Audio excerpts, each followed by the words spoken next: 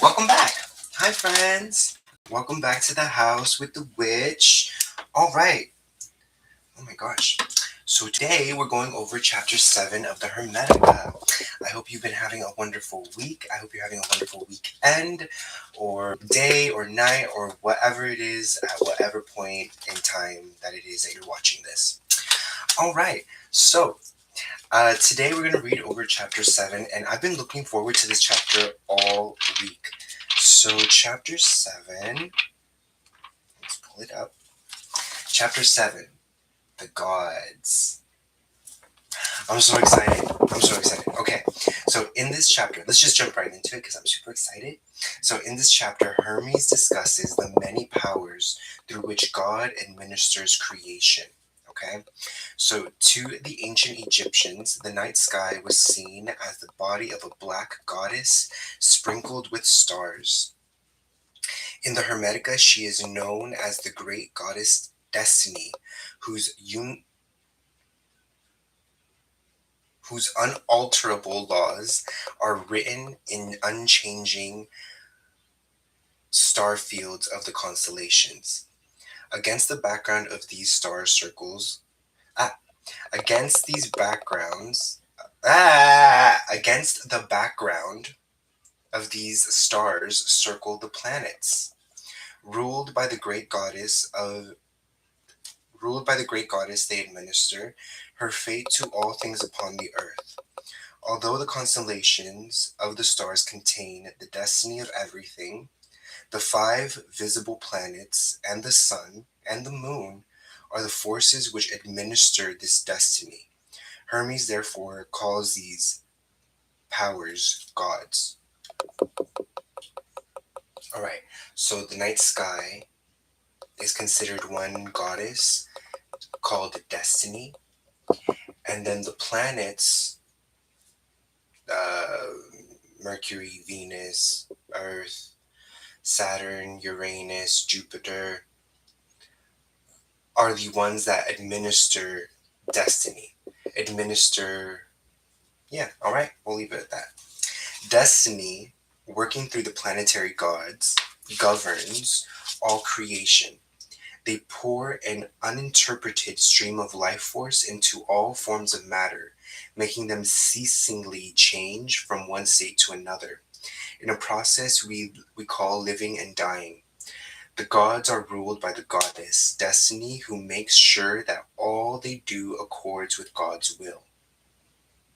The god Ra is the sun, which sends down energy to the earth, whilst God is the hidden light which cannot be seen with physical eyes because it is pure energy.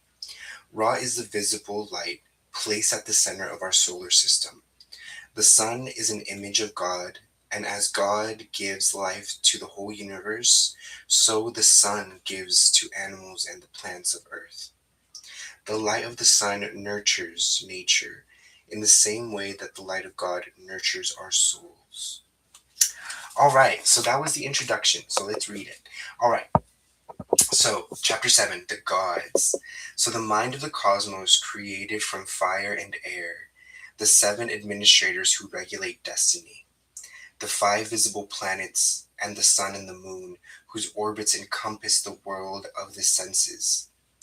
These celestial powers, known by thought alone, are called the gods, and they preside over the world. They are ruled over by the goddess Destiny, who transforms everything according to the law of natural growth, creating from the permanent, unchanging reality a permanently changing world. The heavenly bodies are governed by a tomb, and from them flows into matter an uninterpreted stream of soul. Matter is like a fertile womb, which within which all things are conceived. All forms shape matter, and soul energy ceasingly changes them, one into another. This process is directed by a tomb who infuses each form with soul in proportion to its standing in the scale of being. The earth is the storehouse of all matter. which it donate which it don- which it donates and in return receives life from above. Earth is the storehouse of all matter, which it donates, and in return it receives life from above. So the earth volunteered to house all matter, is what I'm getting from this. And because of that, God blesses the earth with life source. Let's keep going. All right. Um, my friend made me this necklace. I felt like wearing it today. I like it, shiny.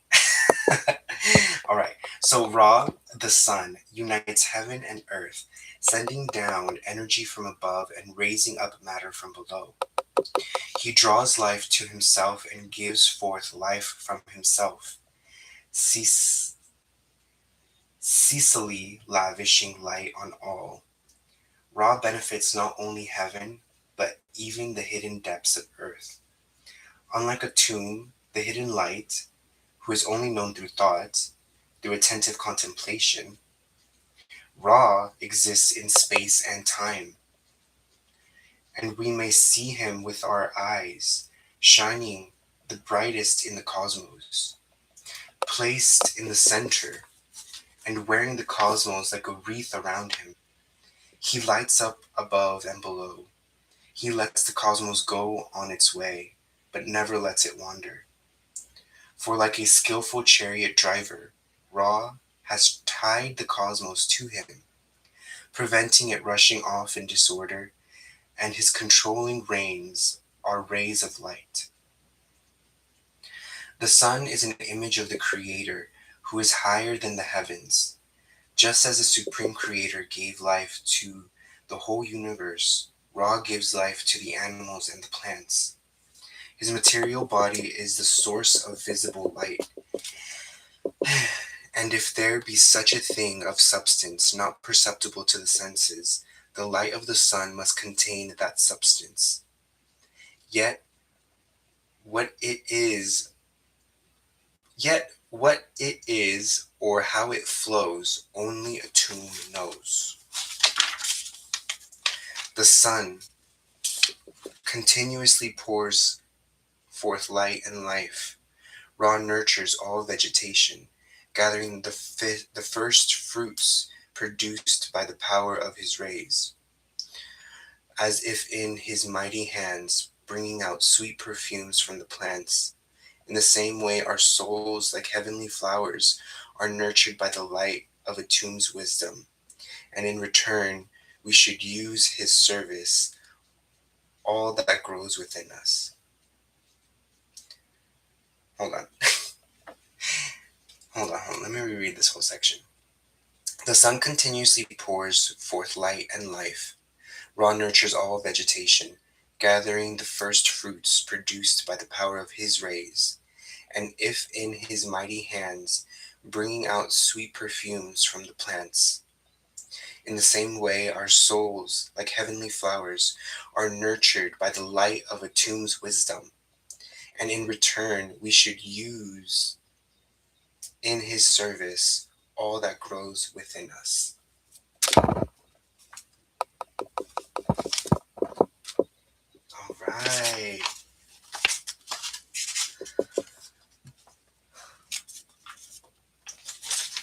I don't even know where to start. All right, let's just start pulling some cards. Attune, Thoth, what is it that you want us to understand about this chapter? Three of Pentacles, which talks about collaboration and coming together and uniting in a common cause. And I feel like that's really illuminated in this chapter. So we talk about how a tomb is the ray of light that we cannot see.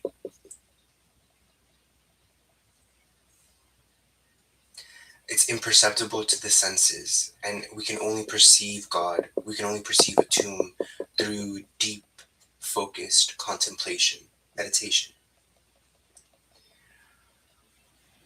However, a manifestation, a literal physical entity, a tangible being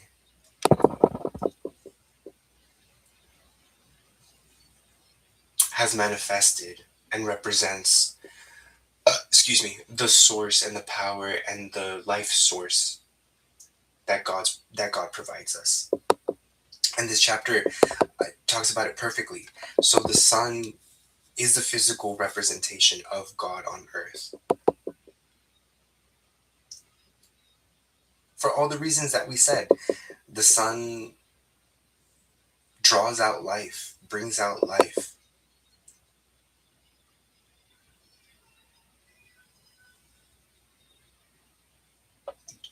And just like God does.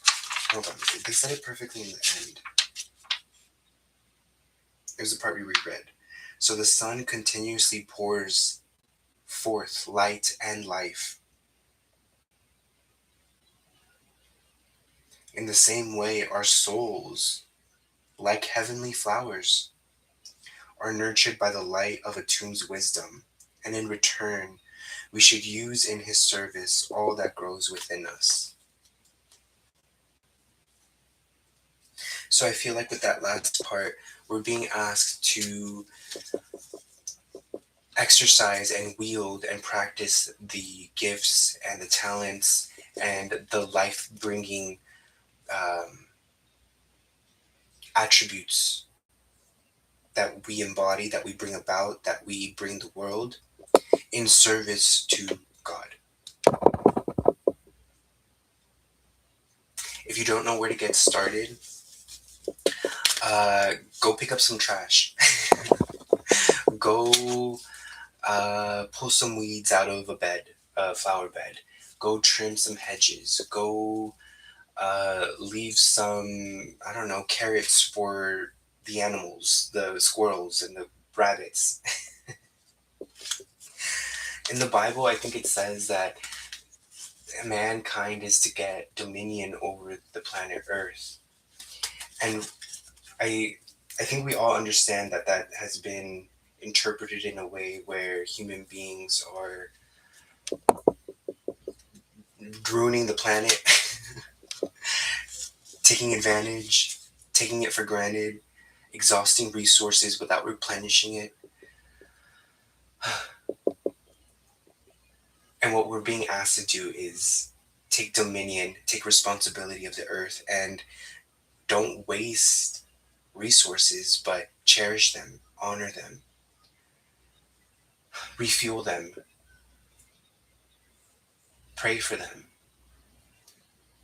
thank them, use them wisely.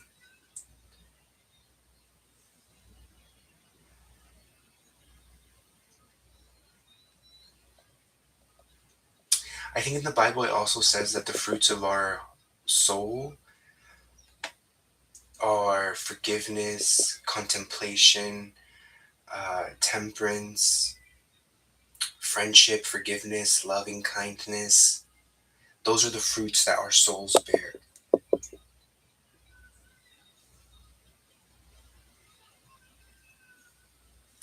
All right. All right. So, Thoth, Atum, we connect to you here directly. We thank our angels, our guides, our ancestors for being here and creating a vortex of protection around us. And may we receive the message that we are intended to know at this time regarding Chapter 7 in the Hermetica. Please and thank you. All right. All right. So we got the Empress,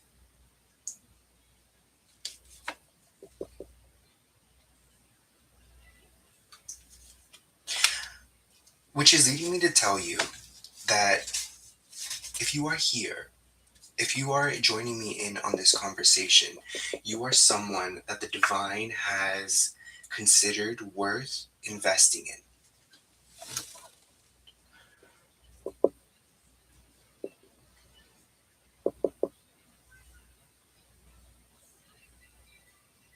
I'm almost getting like high priestess vibes. Like I'm getting like, if you are here, God wants you to be ordained, wants you to be crowned, wants you to be titled with knowledge of God. And with that knowledge, it sounds corny, but be the change that you're looking to see.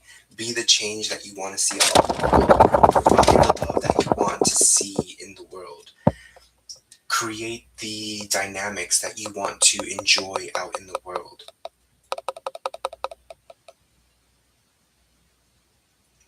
Stubbornly choose the divine path, to openly talk about God, to openly revere God, and to use your life as an example for future generations to come. There's a lot of talk about like the fifth world and the fifth planet, or the fifth world coming. There's a lot with that. But what I'm getting is, okay, the goal, the point of the fifth world is to provide the human race another opportunity to get life correct, to get this whole society thing correct, to get this whole civilization thing correct. It's another opportunity for us to create our Shangri-La, to create our own Atlantis, to create our own what's the place? Oh my gosh, I don't know. But our heaven on earth. What I'm getting is that the planet isn't okay, because the peak of the fifth world, the like the pinnacle of that existence, of that time period, of that um, era, the peak of it is supposed to represent, or is supposed to look very similar to ancient Atlantis.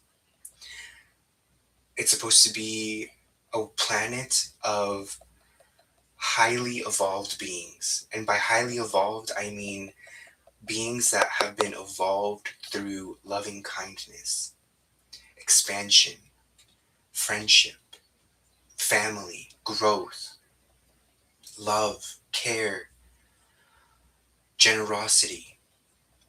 That's the type of high evolution that I'm talking about, and the higher type of technology that I would be referring to from now on. Well, in this conversation.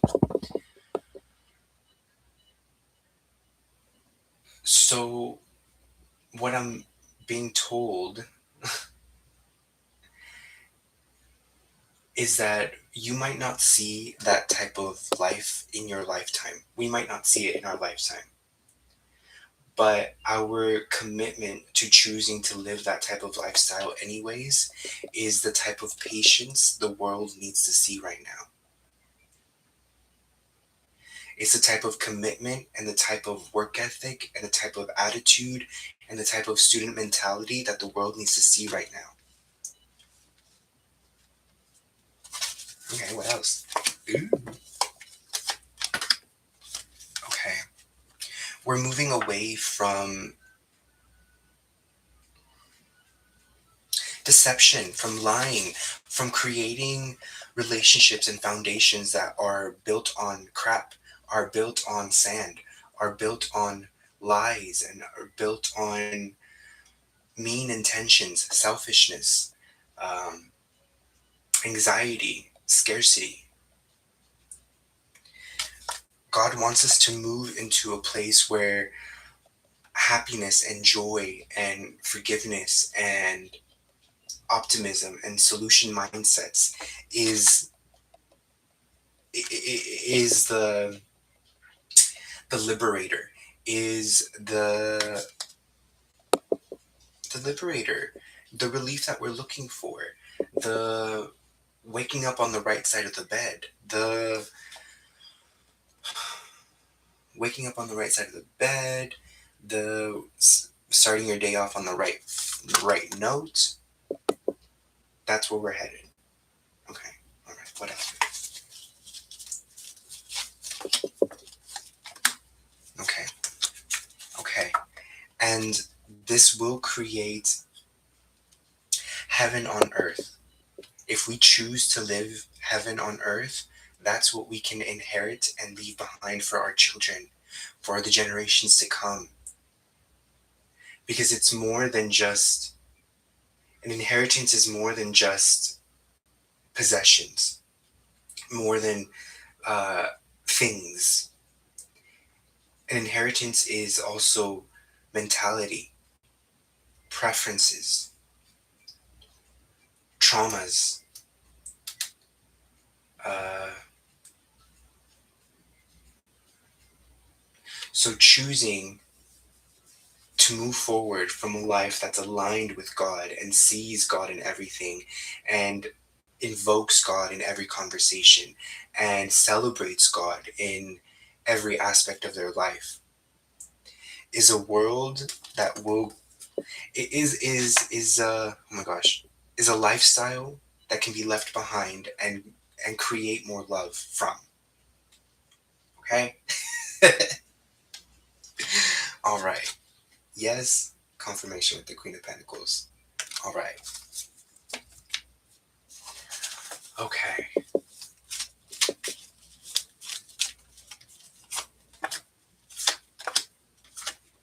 Yeah. Yes, yes. So God is asking us to intentionally create some tower moments for the world and for the people around us by choosing to rock with God, by choosing to invoke his name, to praise his name, to use him as the reason as to why your life is better, why there's been growth, why there's been improvement, why you feel better. All right? That allows you to take your power back.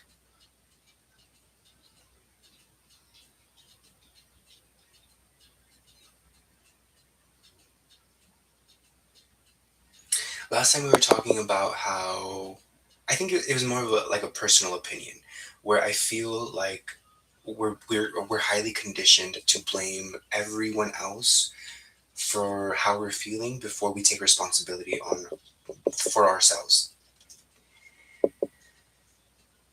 And I think with this card, God's saying like, yeah, that's for real. Like that's true. Like we're being conditioned to blame the government, society, the economy, um, COVID, our neighbor, um, Trump, everything going on in the Middle East. Like I don't know. Like I feel like, and it's probably not a new thing in history to blame everything else, but I think it's probably just, the same, more of the same thing. It's just more of the same thing where we're being conditioned to blame everything else before we say, like, I'm the one that is in control of my emotions, of my feelings, of my thought patterns, of my behaviors. I am in charge.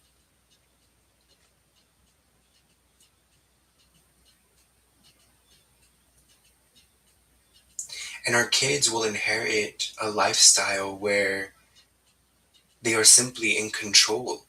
They are simply in their own seat of power because they see a generation of elders that intentionally and deliberately choose the high road, that choose the higher path. So by default, their experience is one of the higher road, of being solution minded, solution oriented, of looking on the bright side of things. So when we're gone and they're raising their kids, that's all they have to go off of. And that's the type of society that they're creating. That's the type of family that they're creating. That's the type of community that they're creating. One that is just, rooted in God. Rooted in God and making the proper judgment, making the right decision, choosing the higher path intentionally, not because you're scared that you're going to go to hell, but because you know that it feels good.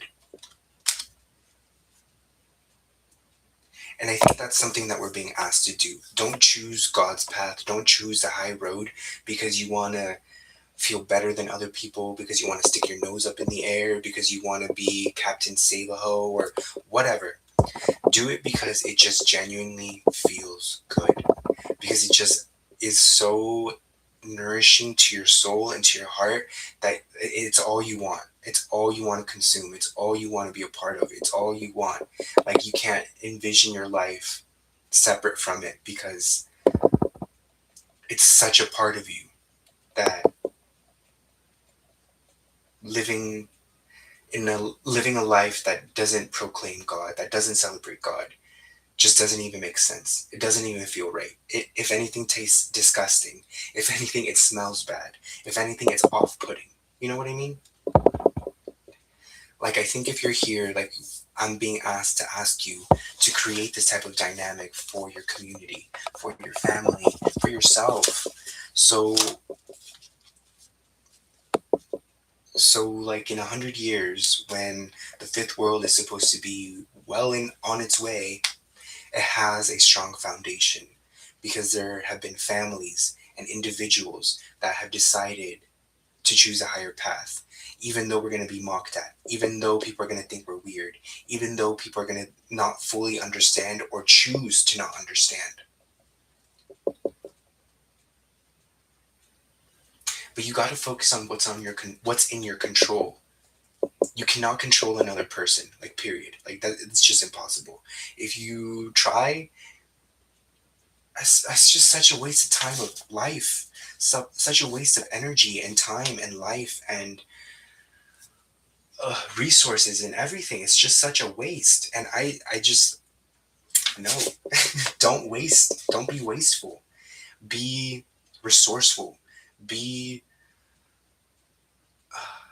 a strong investor. A strong investor. You know, if we're thinking about stocks, I'm not much of a stock person. I'm not that big on, you know, any of that. But I mean, what kind of stock would you want? A stock that, oh my gosh, I totally lost my train of thought. Hold on. Do you want the type of stock that you want is one that is consistent, that is grounded, that is enriching. All right. Yeah, I don't know. I totally lost my train of thought with that one. Okay. What else, baby?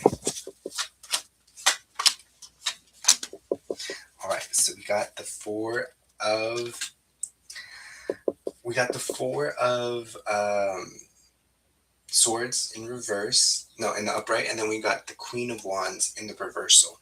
And what I'm getting with this is, like, don't keep your relationship with God locked up. Don't keep it under wraps. Don't keep it as a deep dark secret.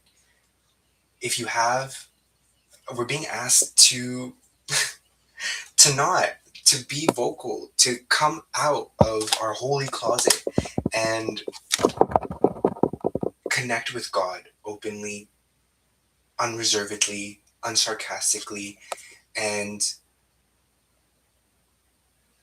what will happen for us is a feeling of wholeness, a feeling of coming home, a feeling of unity, of peace, of just this wave of good feeling just engulfing and enveloping and taking over your body and your essence and your being. It's like this ecstasy that feels nourishing and hydrating and comforting and sustainable and pure and never ending. Like walking with God and choosing God and working with God and talking to God is by far like the greatest high. It's such a deep high. It's such a beautiful experience. It's so beautiful that people try to manufacture this experience by taking things like ayahuasca, by smoking, by, taking hallucinogenics. Like, just realize how beautiful God is. Like, God is such a beautiful experience. God is such a relief. that people try to get schmacked, that people try to, consume all these substances to produce a similar effect. When what we can do is just choose peace, choose faith, choose God, choose love, choose forgiveness, choose compassion, choose friendship, choose fill in the blank. Oh my gosh, I'm being asked to address something. Okay, so we've talked about working yourself off of the emotional scale or working your way through the emotional scale. We've talked about how you can't go from pissed off to happy, usually. You can, you can. And I dare you, see if it works, see if you feel better. But for a lot of us, sometimes that jump isn't that easy, or keeping it sustainable isn't that easy. But you can do it. And you just got to work your way through the emotional scale by choosing the emotion that creates the most movement. By choosing the feeling that creates the most movement, brings about the most light, and creates the most relief. Okay? Bear with me. So let's say you're pissed off, you're angry, and you don't like, you're just pissed off, but you're committed to God and your inner God, and you're committed to feeling better. Good job. So how do you get to happy from pissed off? So you could be pissed off, you could feel okay, so if I'm pissed off, the available emotions are probably going to be anger and revenge. So out of those two options, which one do you personally feel would create the most movement for you? The one that would create the most relief, anger or revenge? Personally, I would pick revenge. Personally, I wouldn't recommend staying in that energy, but I would recommend staying in that energy long enough for you to feel another feeling. So if I choose from pissed off, I choose revenge. There's some movement in that emotion. But I don't want to stay in revenge. I want to go to happy. So how do I get from revenge to happy? And like a godly happy, my friends. Like a divine happy, not like a I just ate a bag of potato chips happy, like the type of happy that you get from like, okay, yeah, I just had a full balanced meal. You understand? So if I am at revenge, maybe I can take that to frustration or jealousy. Which one of those two options creates the most freedom, creates the most movement? I would probably say frustration, not jealousy, because jealousy would keep me fixed on the other person. Frustration puts some of the pressure back on me. When you're frustrated, you are frustrated because you know deep down on a certain level that you personally could do a little bit better, which is why frustration creates some more movement. So from frustration, maybe you move frustration to mm, mm, anxiety and inspiration. So from frustration, the best feeling emotions that you can register in your body, in your mind, in your spirit are, what do we say? We said inspiration and shit, what was the other one? Oh my gosh, I totally brain farted. Okay, but you get the picture. We take frustration to jealousy and inspiration. Jealousy would keep me fixated on somebody else. Inspiration puts the power back in my court, puts it back on my hands, gives it back to me. From inspiration, maybe you that from inspiration, I feel a lot more movement. I feel a lot more optimism. I feel a lot more positivity. So from there, from motivation and inspiration, maybe I can choose optimism. Maybe I can choose um, gratitude. Maybe I can choose positivity. Maybe I can choose God. Maybe I can choose happy from there. Maybe I can choose joy. But you don't have to stay stuck in the dense emotions that you might be feeling. You can work your way to wherever it is where you want to go. Okay? Okay.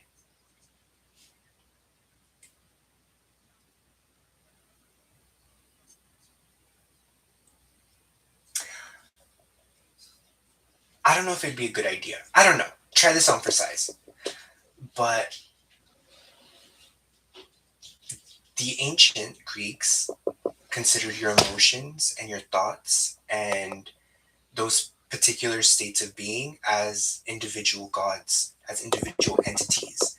So, like, love is a god, joy is a god, gratitude is a god.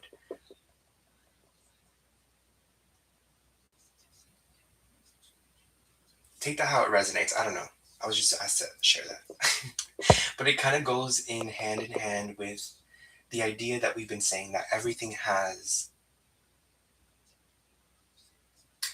a vibrational essence, everything has an eternal soul, everything has a vibration that goes on from this point on to the end of time. And your emotions and what's going on inside of you is no different. So I hope that can inspire you to be a little kinder and more respectful to your own emotions, to your own thoughts. You know how they say so above, so below? Kind of same thing. So within, so without. The way you treat yourself within is how you treat people on the outside. So if wherever you're at in that experience and you are looking to improve, you're looking to make things feel a little bit better for yourself, I would highly recommend start with gratitude. Start with having gratitude of even having just awareness of your own emotions, of your own thought patterns, of wanting to feel better. Gratitude can take you very, very far. Or forgiveness. Focus on the forgiveness. Be like, yo, like I've been very harsh on myself. Like I think I want to forgive myself. Forgiveness also goes a very, very long way. All right, pull some cards. All right.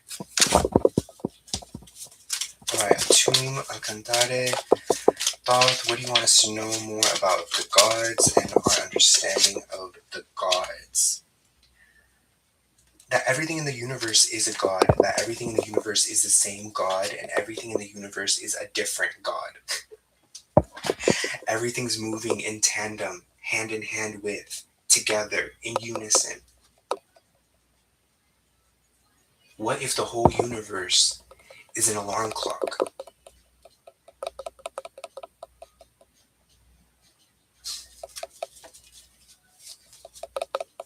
What if the whole universe is an alarm clock?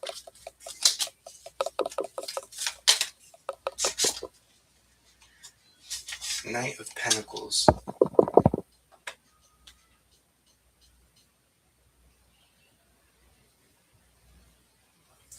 What if the universe is also a play? Like a like a screenplay.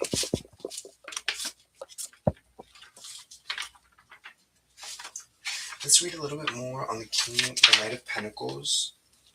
Okay. So in the upright meaning, the Knight of Pentacles represents long-term abundance, steady progress. The in the reversal could represent hesitation or complacency.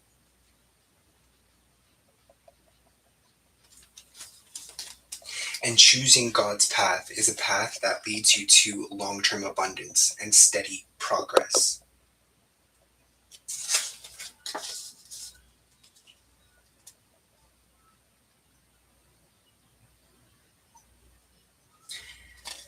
And complacency could kind of be the same thing as depression and anxiety. It's an emotion, it's a state of being that keeps you stuck on the present moment. Like, it hinders your growth, it doesn't keep you from moving forward, and it keeps you fixated on one aspect of your experience that wasn't working or isn't working.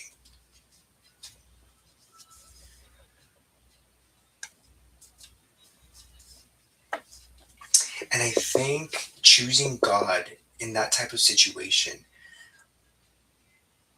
can look like a commitment to feeling at least 1% better than what you've been feeling, showing forgiveness for yourself for the mean things that you're maybe saying to yourself in your head, and having gratitude for yourself for even wanting to feel better, for being aware of your emotions to begin with.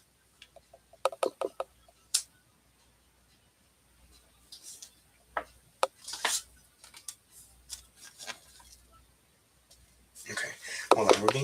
They want me to read a little bit more. So, a little bit more on the Knight of Pentacles. So, the quest for prosperity moves slowly and steadily. True success is a long game, so don't rush the process. So, knights in the tarot are depicted on horseback, returning from a noble quest to present you with the element item that you requested. The Knight of the Pentacles is the only knight in the tarot whose horse appears to stand still, which highlights his connection to the earth element. His horse is okay. There's a difference between being still and being depressed, complacent, or anxious. All right? Understand that, hear that, take it how it resonates.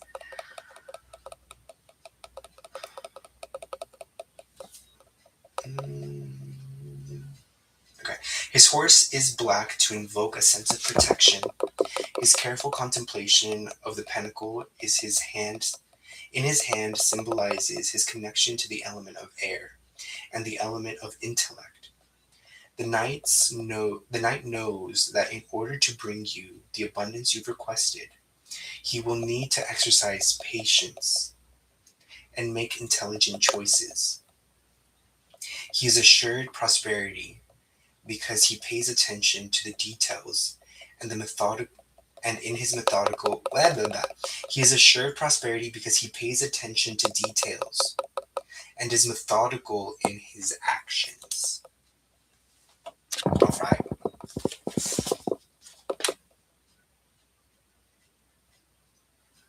If you're someone that isn't like interested in God or believes in God, I think the closest that you can get to creating that type of experience and that kind of life for yourself is by paying close attention to the details in your life and being methodical in your actions, and while exercising a strong dosage of patience and intellect. All right. So if you're not down for like the holy path, you don't want to walk with God or do any of that, the closest we can get is by being patient with ourselves. And remember, patience is a personal decision to choose peace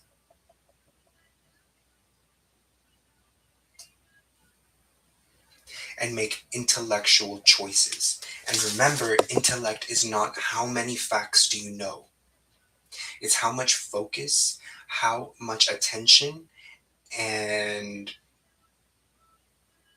that's, yeah, focus and attention on one thing. How much of that can you give to one thing? That's a measure of intelligence. Not how many fun facts do you have in your head, or how many things do you know about this, or how many times you win trivia, or you know what I mean? I don't know. But that, okay? All right. All right. All right, honey. This was a very smooth message. I liked it. This was a lot of fun. Any closing messages? Any last words? Any last words?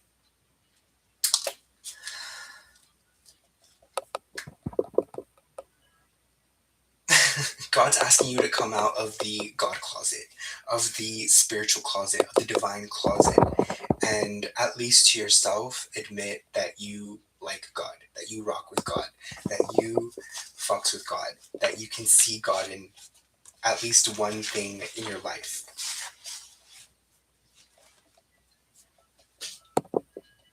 Yeah? Yeah. Okay. Bottom of the deck, we got the Hierophant. Bottom, we got the Devil. Okay. And in the middle, we got the King of Cups. Okay. All right.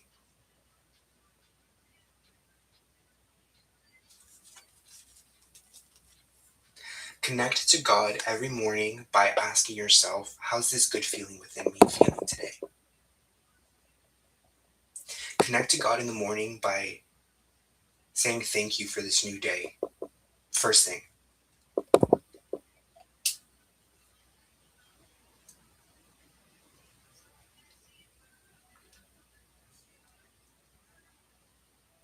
Connect to God by choosing peace, by choosing behaviors that bring about peace. If you're about to do something and you feel like, oh, maybe I shouldn't, I might regret this, don't do it. Don't do it. Don't do it. Choose the behaviors, the actions, the decisions, the outcomes that will not deny you peace by any sense, that will only reassure your decision, that will only comfort you in your decision. All right? All right, my loves, this was a lot of fun. I hope you enjoyed yourself. I hope you learned something. Please like, comment, and share. Please join me on Instagram and have fun and be safe. I love you. Bye.